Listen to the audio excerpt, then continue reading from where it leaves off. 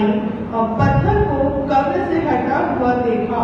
तब वह दौड़ी और शमौन पतरस और दूसरे चेले के पास, जिसे यीशु प्रेम करता था, आकर कहा, वे प्रभु को कब्र में से निकाल ले गए हैं और हम नहीं जानते कि उसे कहाँ रख दिया है। तब पतरस और दूसरा चेला निकलकर कब्र की ओर चले। वे दोनों साथ साथ दौड़ रहे थे, परंतु चेला पतरस से आगे बढ़कर कब्र पर पहले पहुंचा और झुककर कपड़े पड़े देखे तो भी वे भीतर न गया। तब शमौन पतरस उसके पीछे पीछे पहुंचा और कब्र के भीतर गया और कपड़े पड़े देखे, और वह अंगूठा जो उसके सिर से बंधा हुआ था कपड़ों के साथ पड़ा हुआ नहीं, परंतु अलग एक जगह लपेट कर रखा हुआ देखा। तब दूसरा चेला भी, जो कब्र पर पहले पहुंचा था, भीतर गया और देखकर विश्वास किया। वे तो अब तक पवित्र शास्त्र की वह बात न समझे थे कि उसे मरे हुओं में से जी उठना होगा। तब ये चेले अपने घर लौट गए।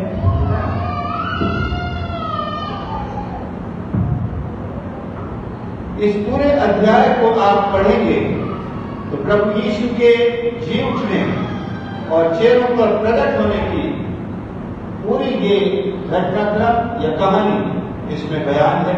और केवल यही नहीं, आप इसे चारों सुसमाचार में पढ़ते, मत्ती 28 अध्याय, मरकुस 16 अध्याय और लूका 24 अध्याय। एक ऐसी घटना जो चारों सुसमाचार लेखकों ने, और इसके साथ नए नियम के दूसरे लेखक जो और महान लेखकों में माना जाता है पौलुस, उसने भी इसको बयान किया। और यूहन्ना प्रेरित तो प्रकाशित वाक्य में भी बयान करता है। यीशु ने अपना परिचय देते हुए कहा, मैं जो मर गया था अब जीवित हूं। सो कलीसिया में अपना संदेश भेजते हैं, दर्शन देते हैं, मैं जो मर गया था अब सदा के युगान जीवित।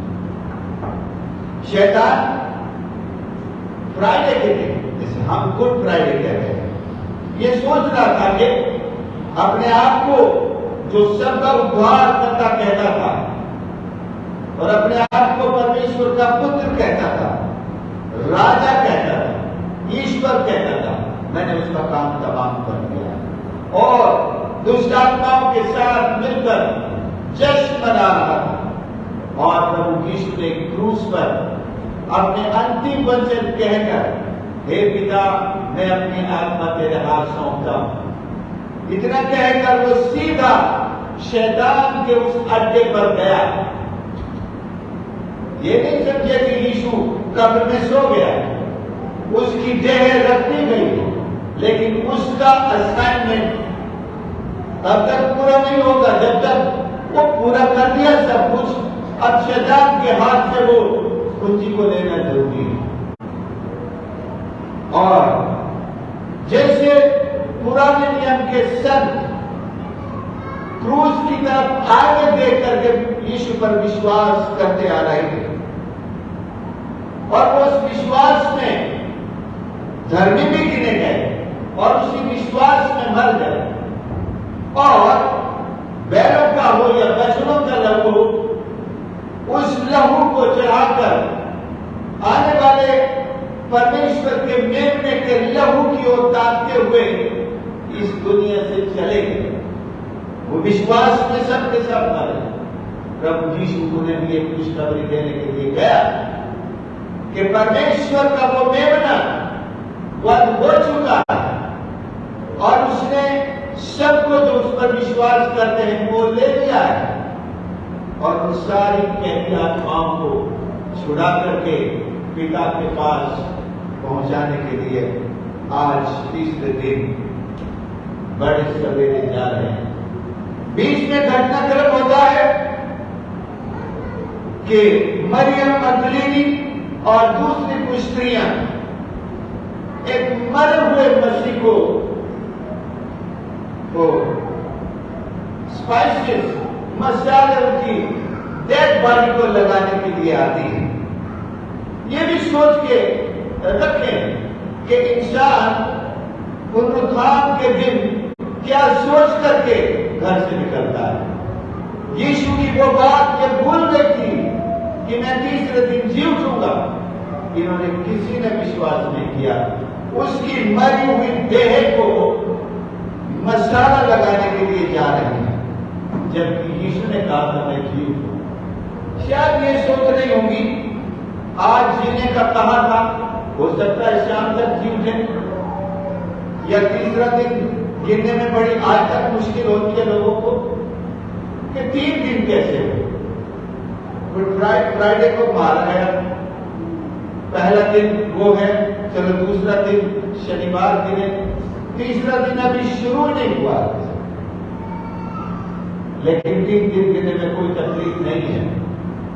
फ्राइडे पहला दिन है, दिन गुरुवार शाम को शुरू होता है सूर्यास्त के बाद, और सूर्यास्त से पहले यीशु को कब्र में दफना दिया गया। दिन तो पूरा गिना जाए, और वो सब्त का दिन शनिवार का दिन, शुक्रवार शाम से शनिवार शाम तक, और फिर शनिवार शाम से तीसरा दिन, और बड़े सवेरे भोर को यीशु मृतकों में से जी उठते हैं। तो ये गणित भी अपने आप में बिल्कुल समझने के लायक योग्य है। आज हम ये देखें कि प्रभु यीशु के जी उठने का मेरी जिंदगी में क्या महत्व है, क्या सिग्निफिकेंस है, क्या जरूरत है। तो रोमियो 1:4 कोई पढ़े?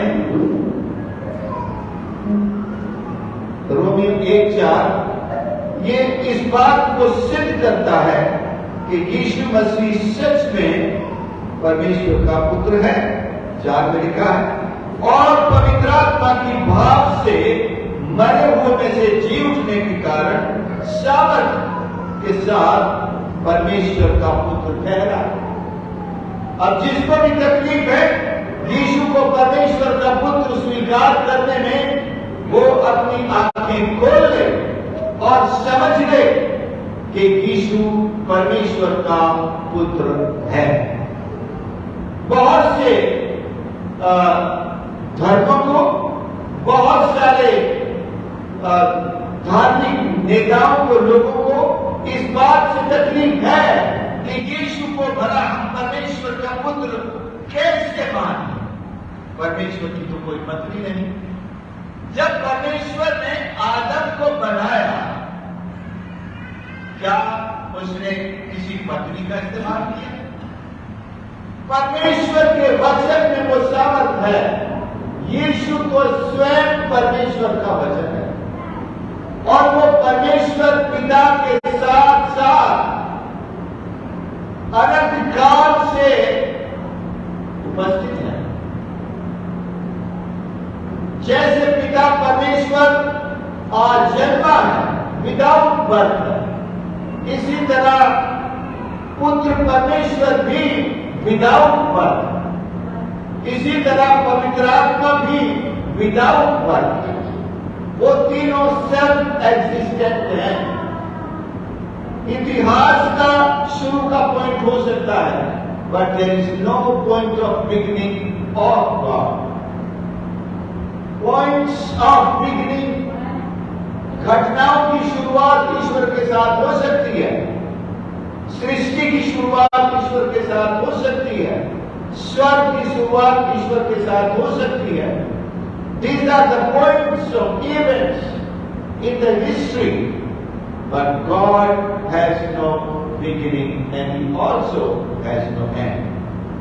जब उसको पुत्र कहा जाता है, तो उसने जब परमेश्वर की इस असाइनमेंट को अपने हाथ में लिया कि मनुष्य परमेश्वर की आज्ञा तोड़कर पापी हो गया है, और हम में से एक को जाकर उसके उद्धार का काम करना है, तो जिस तरह यशाया ने परमेश्वर की आवाज सुनी, कौन जाएगा, उसने बिना इन्विटेशन के कह दिया, प्रभु मुझे भेज, मैं जाऊंगा।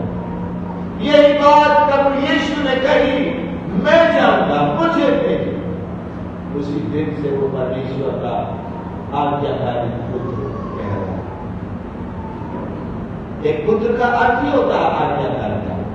अगर पुत्र पिता की आज्ञाकारिता नहीं रखता है तो वो पुत्र नहीं रहता है।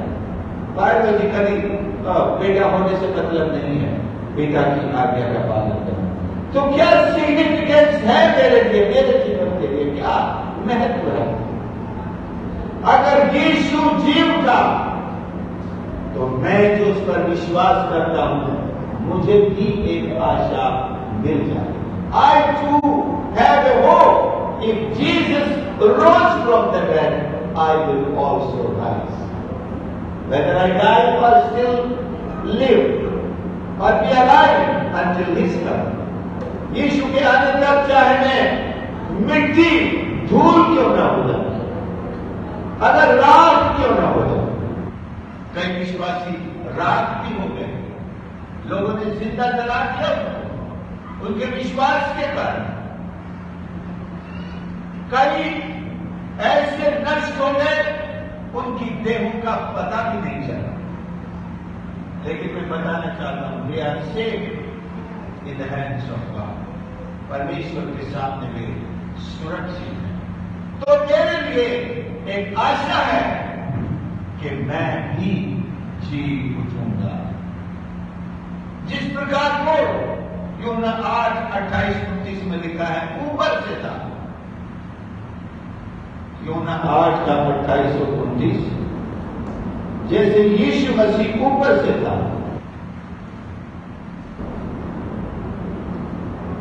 जब तुम मनुष्य के पुत्र को ऊंचे पर चढ़ाओगे, ऊंचे पर का मतलब क्रूस पर चढ़ाओगे।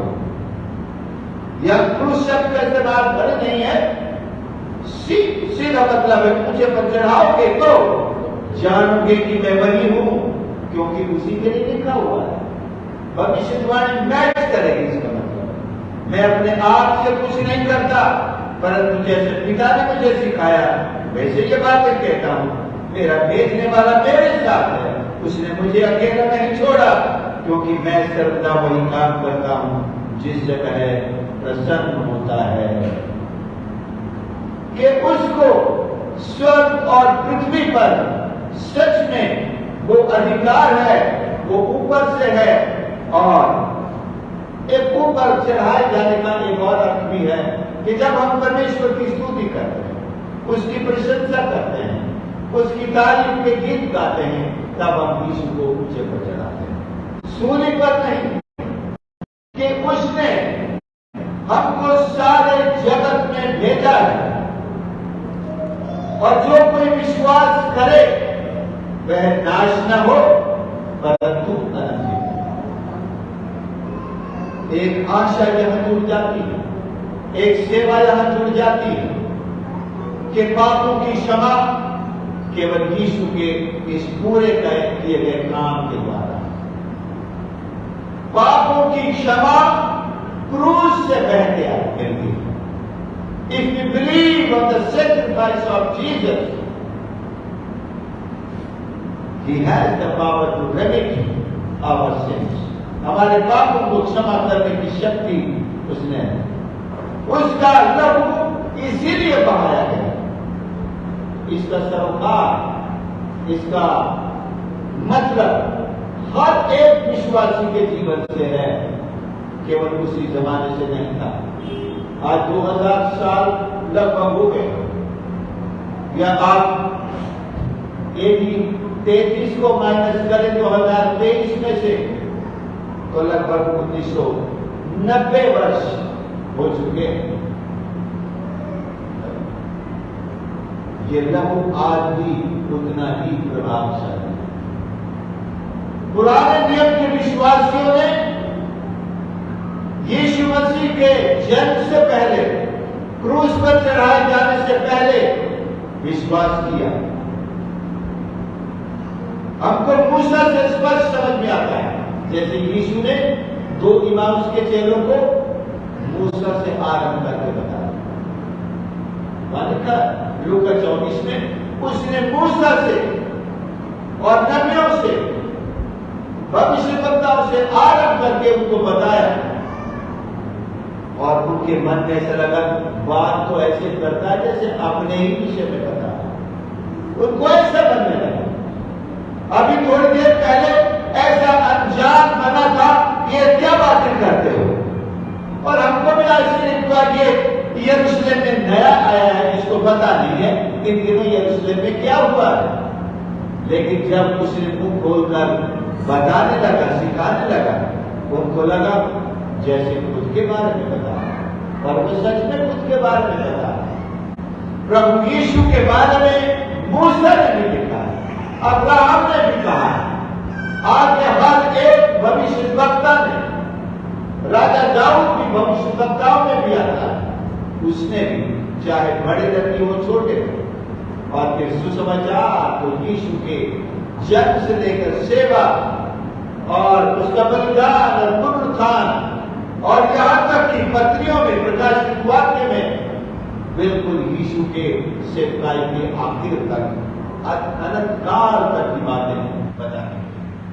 तो किस तरह से ये सब मुझसे रिलेट करते हैं। The whole life of Jesus relates to us. हमसे सरोकार इसका, हमसे संबंध है इसका। एक और चीज है, यूहन्ना 14 उसका 3,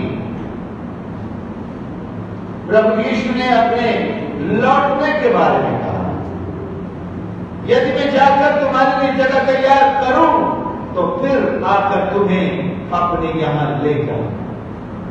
मैंने कहा ना, मेरे जीवन के लिए क्या सिग्निफिकेंस है, मैं आकर तुम्हें ले जाऊं, तुम्हारे लिए जगह तैयार करता हूं। इन शब्दों पर ध्यान कीजिए, तुम्हारे लिए जगह तैयार कर जाए, आकर तुम्हें ले जाऊंगा। कितना पर्सनल है, उसको हर एक विश्वासी के बारे में कितना पर्सनल कंसर्न है कि मैं हर विश्वासी के लिए जगह तैयार करता हूं।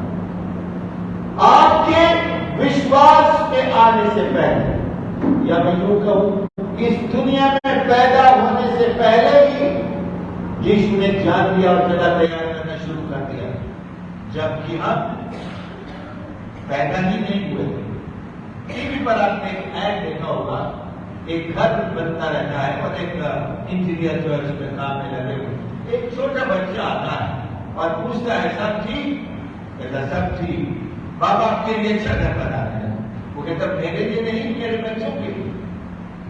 अभी वो बच्चा बड़ा नहीं हुआ, उसकी शादी नहीं हुई, और वो कह रहा मेरे बच्चों के लिए बना रहे हैं। ये बात यहां पर सही सिद्ध होती है कि जब हजारों साल से हम इस दुनिया में आए ही नहीं थे, उससे पहले परमेश्वर ने हमारे लिए जगह तैयार करना शुरू कर दिया। और फिर कौन जानता था, मैं एक गैर मसीही जाति में पैदा हुआ, जहां दूर दूर तक मसीहत को कोई नहीं जानता हो, किसी शहर में भी नहीं, गांव में चर्च भी नहीं, कोई सुसमाचार प्रचारक कभी आया नहीं। उस गांव में पैदा होने वाले एक बालक के लिए यीशु जगह तैयार कर रहे हैं। अच्छा हुआ गांव वालों में से किसी ने नहीं पूछा, प्रभु ये आप क्या कर रहे हैं? ये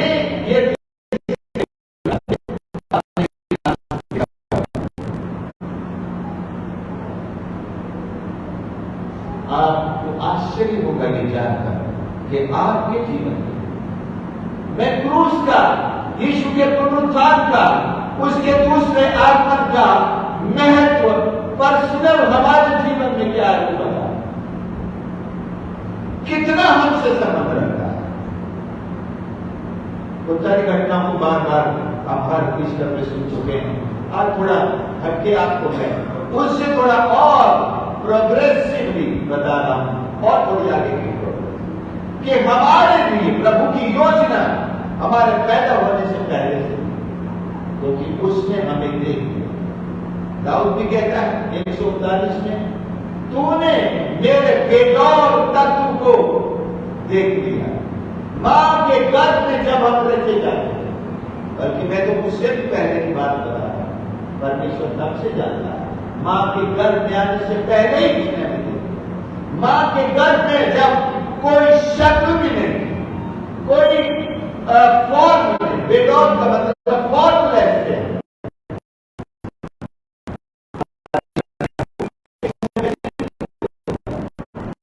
एक पूरे व्यक्ति के रूप में, परमेश्वर के धर्मी जन के, परमेश्वर के भक्त के रूप में देखा, उद्धार पाए हुए जन के रूप में देखा। और प्रभु ने कहा, मैं तेरे लिए चला गया, तू मेरे साथ हमेशा हमेशा। और इस संसार में पैदा करके उसने हमको अपने ज्ञान से, अपनी सामर्थ से, अपनी भक्ति से आशीषित किया और अपनी संगति से आशीषित किया और सेवा का सौभाग्य देकर अपने उस संदेश को दुनिया तक फैलाने का भी सौभाग्य आपको दिया और मुझको दिया। और वो कहता है वो दोबारा आने वाला है। यूहन्ना 5:28-29, यूहन्ना 5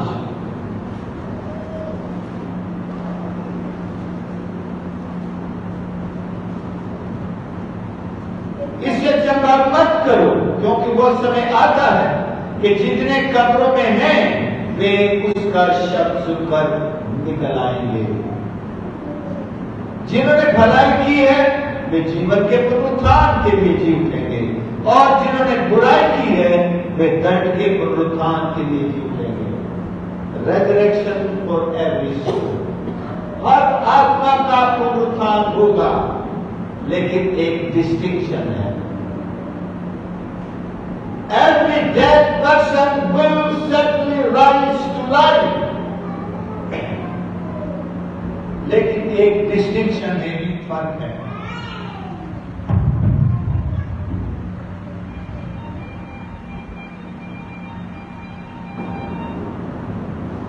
वो फर्क ये है, जिन्होंने भलाई की है वे जीवन के पुनरुत्थान, अर्थात भलाई क्या की है, अच्छे कामों की यहां बात नहीं। यीशु पर विश्वास किए बिना, भलाई का सहारा लेकर हम इस पुनरुत्थान में शामिल नहीं हो सकते। Without believing Christ is my Savior, I cannot expect a resurrection just on the basis of good works. लेकिन उद्धार पाने के बाद जो आपके गुड वर्क्स हैं वो आपके साथ स्वर्ग जा सकते जाएंगे, बल्कि हमसे भी पहले पहुंचते हैं। उद्धार पाने के बाद किए गए भलाई के काम हमसे भी आगे स्वर्ग में हमारे लिए जमा हो जाते हैं। आपकी प्रार्थनाएं वहां जमा हो जाती हैं, उनके उत्तर आपको यहां भी मिलते हैं और वहां भी मिले, वहां भी स्टोर हो चुके हैं। तो जो लोग यीशु को उद्धार करता स्वीकार करके अपने जीवन को भलाई के लिए इस्तेमाल करते हैं, पुनरुत्थान को देखेंगे और वे पुनरुत्थान के लिए परमेश्वर के साथ साथ अनंत काल तक रहना। लेकिन जिन्होंने बुराई की है, सबसे पहली बुराई के पाप में जीवन बिताया, to live a life in sin is the worst kind of life. सबसे बुरा जीवन पाप में जीवन बिताना है। ये लोग दंड के पुनरुत्थान के लिए जी उठेंगे, जिंदा ये भी किए जाएंगे। और दोनों में एक और डिस्टिंक्शन है टाइम का, टाइम डिफरेंस की। जिन्होंने यीशु को जान लिया है, ग्रहण किया है, वे पहले जी उठे, और जो दंड के पुनरुत्थान के लिए जिलाए जाएंगे वो युग के अंत में, जब प्रभु यीशु 1000 साल का राज्य भी कर चुके हैं, उसके बाद तो शैतान और उसकी सारे उसको नष्ट करके, उसके बाद जब न्याय की अदालत लगे चारों दिशाओं से, आदम से लेकर जितने भी आदम में पैदा हुए, अगर विश्वास में मरे हैं तो परमेश्वर के साथ रहने के लिए, जो अविश्वास में या परमेश्वर को ठुकरा कर मरे, वे सब दंड के पुनरुत्थान के लिए उस अदालत में उनका न्याय, और उसके बाद आग की झील में लिखा है जो शैतान उसके दूतों के लिए बनाई। Hell was never created for man, but man disobeyed God and was also sent along with devil to the fire of hell. उस नर की आग में उसको भी भेज दिया गया। एक और चीज पर हम आ जाएं, यीशु मसीह के आने का, क्रूस पर मारे जाने का और तीसरे दिन जी उठने का एक सिग्निफिकेंस होना 10 और 10 में। जॉन 10:10, चोर किसी और काम के लिए नहीं, परंतु केवल चोरी करने और घात करने और नष्ट करने को आता है। यहां पर मैं इसलिए आया कि वे जीवन पाएं और बहुतायत से पाएं। यीशु मसीह हमें जीवन देने के लिए आए हैं और ये जीवन बहुतायत से पाएं। अबांडेंस। अब ये अबांडेंस क्या है? जब आपको जितने धन की आवश्यकता हो उससे 2 गुना या और ज्यादा आपको मिल जाए, उस हिस्से को कहते हैं अबांडेंस। बहुत दिया प्रभु, बहुत दिया प्रभु, खुशी बहुत दी प्रभु, आनंद बहुत दिया प्रभु। भैया से बात कर रहा हूं मैं, सी भाई कैसे हैं आप? बिल्कुल अच्छे, कोई शिकायत नहीं। इस अवस्था में हम चलते फिरते, उठते बैठते, खाते पीते, कमजोरी हर दिन, हर जवान को भी कुछ न कुछ होता है, लेकिन इन्हीं चीजों को लेकर के हम कहें कि बहुत तकलीफ है जिंदगी, सब कुछ उल्टा पुल्टा चल रहा है, तो इसके विपरीत उस जीवन को हम तुलना करके देखें जो यीशु ने बहुतायत के जीवन के रूप में हमको दिया, वो बहुत बड़ी आशीष है। हम सबके साथ बहुतायत की आशीष है। हो सकता है किसी के लिए अभी थोड़े कष्ट हैं, प्रभु यीशु के जीवन 33.5 साल का कष्टों से भरा था। हर कोई, हर फरीसी सदूकी मानो डंडा लेकर उसके पीछे चलता है, एक दिन उसको सुकून नहीं दिया। अगर ईश्वर के साथ ऐसा है तो आप और मैं किस खेत की मूली, लेकिन आपको मुझको आशीषों से भरने वाला वही सामर्थ्य परमेश्वर हमारे साथ है। जो कुछ उसके साथ हुआ वो हमारे साथ नहीं होने देता है। मेरे ये कहने का मतलब, अगर यीशु दुखों से वंचित नहीं रहे तो मैं ये नहीं कहता कि यीशु हमको दुखों से वंचित रखेंगे, हमको भी सूली पे चढ़ाएंगे, हमको भी लोगों के मारपीट का शिकार करेंगे, ऐसा नहीं है। यीशु हमारे रक्षक बनकर खड़ेगा।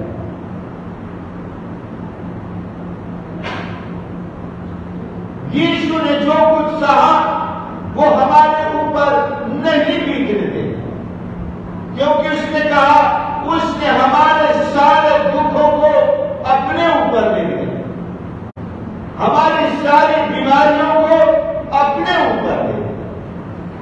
उसने कोड़े इसलिए खा लिए कि हम चंगे हो जाए। इसका मतलब ये है चंगे होने का, तो बीमार होने की संभावना है। चंगे होने का मतलब यह है कि बीमार होने की संभावना है, तभी तो चंगे होंगे। लेकिन उसने चंगाई का प्रबंध हमारे बीमार होने से पहले ही कर दिया।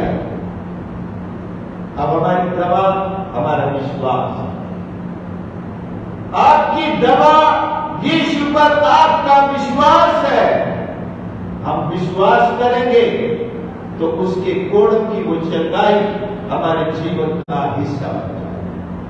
जैसे उस स्त्री ने जिसके 12 वर्ष से लहू बहता था, उसने कहा यदि मैं उसके वस्त्र के छोर ही को छू लूं। छोर को क्यों? वो चाहती तो थी शरीर को छूना, लेकिन उसको पता चल गया उस तक पहुंचना बड़ा मुश्किल है। मैं सोचता हूं अगर तो ये कहती उसके 12 चेलों में से किसी चेले को भी वस्त्र को छू लूंगी तो चंगी होगा। अगर वो ये भी विश्वास करती तो हो जाता उसके लिए। अगर वो आकर के पतरस को छू ले, प्रभु यीशु वहीं रुक जाते। क्या किसने छुआ? पतरस खुद इनकार करता, नहीं मुझे लोग गिर रहे पड़ रहे, छुआ नहीं करते, कोई जानबूझ के थोड़ी छूने आ रहा है, लोग गिर रहे हैं। लेकिन आपका विश्वास प्रभु को महसूस हो जाता है। Your faith touches Jesus. हमारा विश्वास यीशु को छू लेता है, यीशु को पता चल जाता है, यीशु हमारी ओर मुड़कर रुक जाते हैं और हमसे कहते हैं जा तेरे विश्वास ने तुझे चंगा किया, जा तेरे विश्वास ने तेरी प्रार्थना सुनी, तेरे विश्वास ने तेरे काम को सफल कर। विश्वास से प्रार्थना कर। यीशु हमें जीवन देने के लिए आया है और क्रूस पर चढ़कर इस काम को पूरा किया है। पुनरुत्थान प्राप्त करके उस सामर्थ को जो बहुतायत का जीवन देती है हम सब की जिंदगियों में रिलीज कर दिया है। परमेश्वर का धन्यवाद हो। दो एक बातें और हैं, मैं कहूंगा और फिर इसको बंद करूंगा।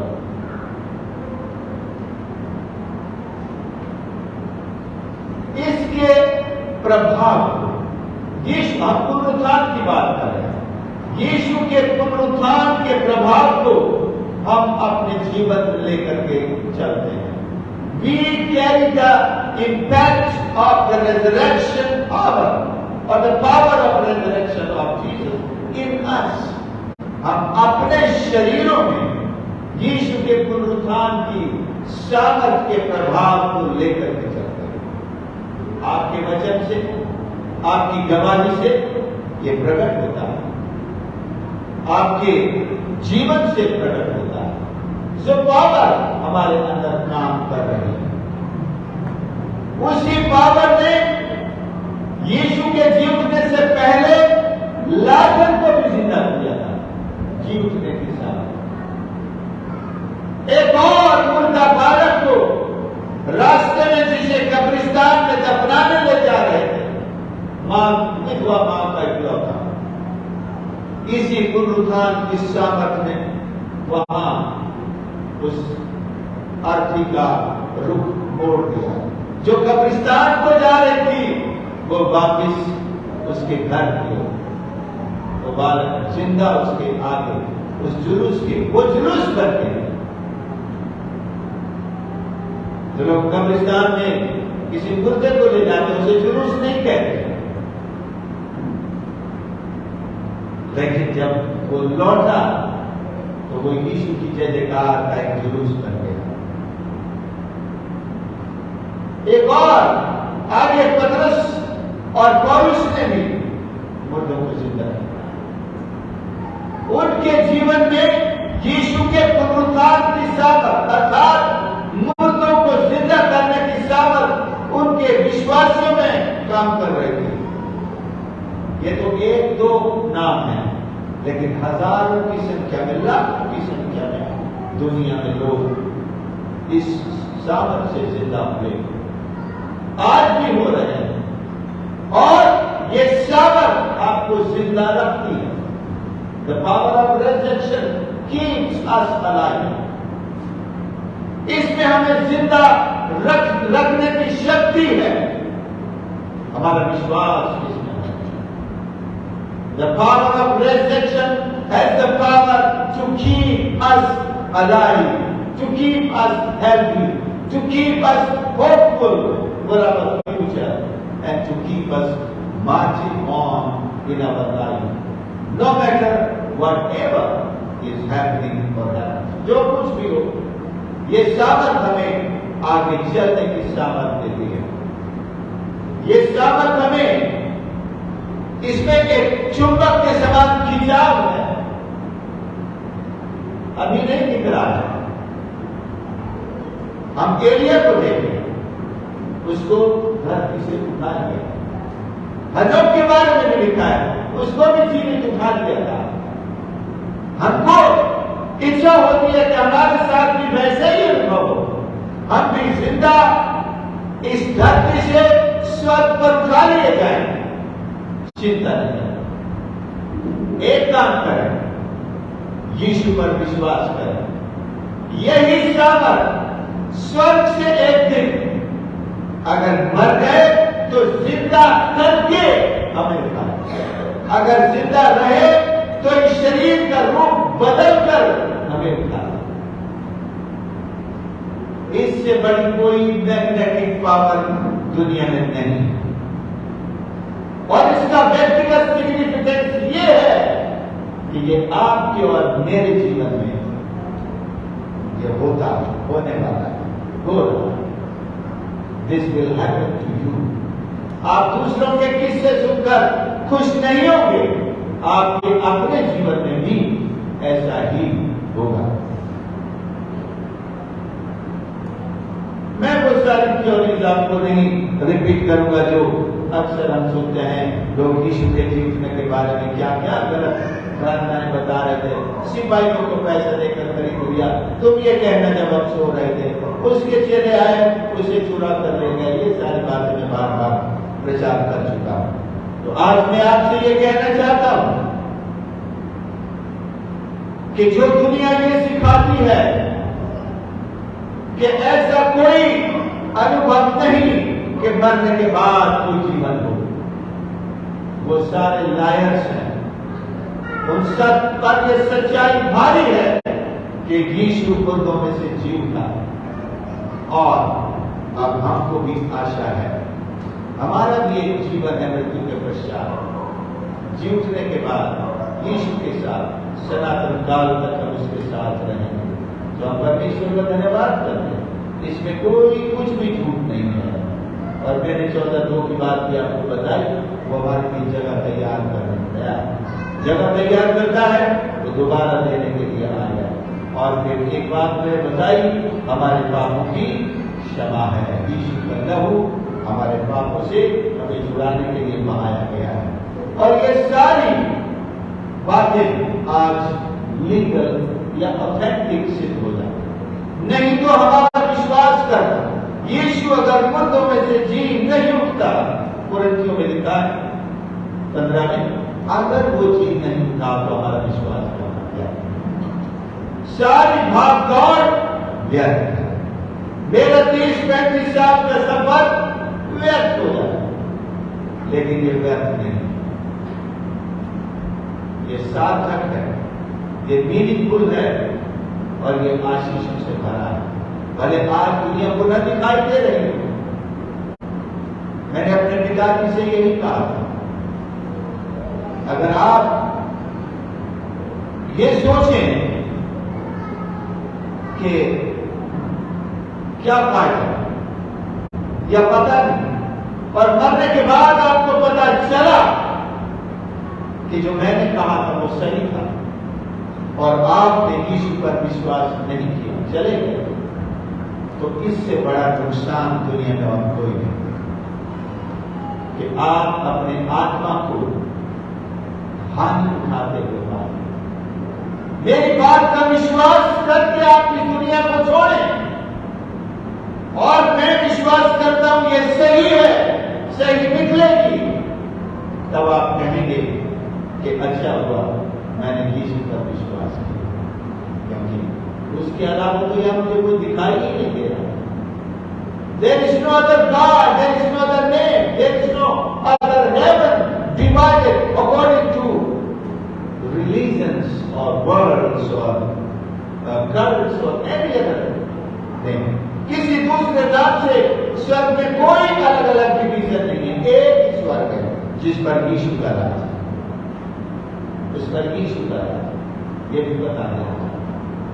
अगर कोई ऐसे स्वर्ग के लिए जा रहा है जहां पर उसने सोचा कि वहां शादी करेगा, एक नहीं कई पत्नियों से शादी करेगा, भूल में पड़ेगा, भूल जाए, तौबा कर, क्योंकि उस स्वर्ग का कोई अस्तित्व नहीं है। केवल एक ही स्वर्ग है, एक ही परमेश्वर है, एक ही मार्ग है, उस पर हमें चलना है। आइए हम प्रार्थना में जाए, परमेश्वर को धन्यवाद करें प्रभु यीशु के जीवन के लिए, उसके देहधारी होकर इस संसार में आने से लेकर उसकी शिक्षाओं के लिए, आज्ञा पालन के लिए, क्रूस पर चढ़ने और चढ़ाए जाने के लिए, मारे जाने और गाड़े जाने के लिए, और तीसरे दिन मुर्दों में से जी उठने के लिए और आसमान पर चढ़ाए जाने के लिए, ये हमारे विश्वास की बुनियाद है। और इस आशा के लिए धन्यवाद करें कि यीशु दोबारा उसी तरह जैसा चेलों ने उसे आसमान पर उठाए जाते हुए देखा, और हम भी विश्वास से कहते हैं हमने भी उसको आसमान पर उठाए जाते हुए देखा, क्योंकि प्रभु कहता है धन्य है वे जिन्होंने बिना देखे विश्वास किया। हमने विश्वास किया कि यीशु दोबारा आएगा और हमको भी अपने साथ ले जाएगा। प्रभु यीशु की पुनरुत्थान की सामर्थ आज हमारे जीवन में काम करती है, हमें जिंदा रखती है, हमें आशा से भरा हुआ रखती है, हमें यीशु के साथ जोड़े रखती है। The power of his resurrection keeps us connected with Jesus and keeps us connected with this hope that Jesus is coming to receive us very soon. Soon and very soon we shall all be changed in the twinkling of an eye and be with our Lord on the clouds together with him as his bride, and to enjoy the eternity with our Lord and Savior. अपने प्रभु के साथ अनंत काल का आनंद लेते हुए आइए अपने स्थान पर खड़े हुए। प्यारे प्रभु मेरे परमेश्वर, मैं धन्यवाद करता हूं आपके इस पवित्र वचन के जो हमारे अंदर विश्वास से लेकर नए जीवन, नई आशा का संचार करता है, जो हमारे अंदर एक सामर्थ का संचार करता है, जो हमें आपके साथ जोड़ देता है, आपके साथ रिश्ते में खड़ा करता है और पुत्र होने के सारे अधिकारों को दे देता है। स्वर्ग की नागरिकता, स्वर्ग का जीवन हमारे खाते में लिखा जाता है। प्यारे यीशु, हम धन्यवाद देते हैं, आपने हमारे लिए इस जगत में जन्म, हमारे लिए प्रभु 3.5 वर्षों तक सुसमाचार का प्रचार करते हुए अपने जीवन प्राण बलिदान करके और मुर्दों में से जी उठकर हमारे उद्धार और अनंत जीवन का प्रबंध किया है। मैं प्रार्थना करता हूं हर एक जन जो आज मुझे यहां सुन रहे हैं, जो फेसबुक पर भी सुन रहे हैं, आज पवित्र आत्मा उनके जीवन को खाए। यदि कोई आज भी आपसे दूर है, अविश्वास की हालत में है, तो वे विश्वासी बन जाएं। यही पुनरुत्थान की सामर्थ उनकी मुर्दा आत्माओं को नया जीवन प्रदान करे, सामर्थ से परिपूर्ण कर दे, आशा से भर दे और आपके आगमन के इंतजार में आपकी सेवा और गवाही में अपना जीवन बिताए। सबकी सहायता कर परमेश्वर, जैसे आज तक संभाला, आगे भी आपकी सुरक्षा और अगुवाई हमारे साथ। स्वर्गदूतों के पहरे में हमें अपने घरों की ओर और आपके प्रिय लोग रोज बरोज जब अपने कामों पर, नौकरी पर, ड्यूटी पर घर से बाहर निकलते हैं, बच्चे पढ़ने के लिए जाते हैं, आपकी सुरक्षा उनके साथ है। हर प्रकार की शैतानी शक्तियों को दुर्घटना की दुष्ट आत्माओं को, बीमारी की दुष्ट आत्माओं को यीशु के नाम से मैं आदेश देता हूं, आपके लोगों से, उनके मार्गों से दूर रहे, उनके घरों से दूर रहे, उनकी जिंदगियों से दूर रहे परमेश्वर। और आपके स्वर्ग के भंडार बहुतायत के साथ हर एक के ऊपर खोल दे परमेश्वर। आपको आशीषित कर, आशीषों के साथ विदा कर। धन्यवाद धन्यवाद करते हैं हमारी इस प्रार्थना को सुनने के लिए। प्रार्थना उद्धार करना प्रभु यीशु के नाम से मांगते हैं, हे हमारे पिता, तू जो स्वर्ग में है, तेरा नाम पवित्र हो, तेरा राज्य, तेरी इच्छा जैसे स्वर्ग में वैसे हमारे दिन भर की रोटी आज, और जैसे हमने अपराधी खुश वैसे तो अपराधी खुश, और हमें परीक्षा में ना परंतु बुराई से बचा, क्योंकि राज्य, पराक्रम और सदा तेरे। अब हमारे परमेश्वर पिता का प्रेम, प्रभु यीशु मसीह जो मुर्दों में से जी उठे, उनके पुनरुत्थान की सामर्थ और अनुग्रह और पवित्र आत्मा की संगति हम सबके साथ अब से लेकर युगानुयुग तक बने रहे। आप सबको जय मसीह की। भोजन के लिए आप सबको